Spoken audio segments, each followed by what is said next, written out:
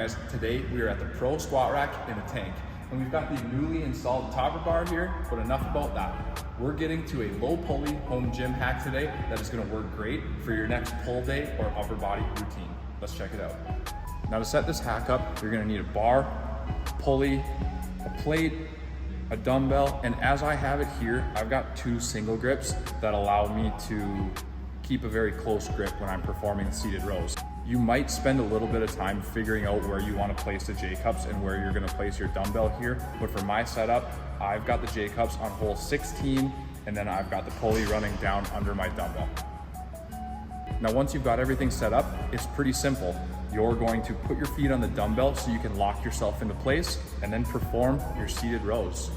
A couple things to note with this home gym hack is that you don't want to go too heavy on the pulley so that you're moving your dumbbell around, or you're just going to want to use a super heavy dumbbell so that it doesn't move if you're placing a lot of weight on the pulley.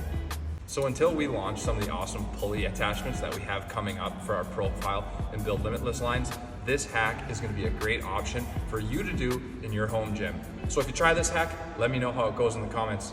All right guys, later.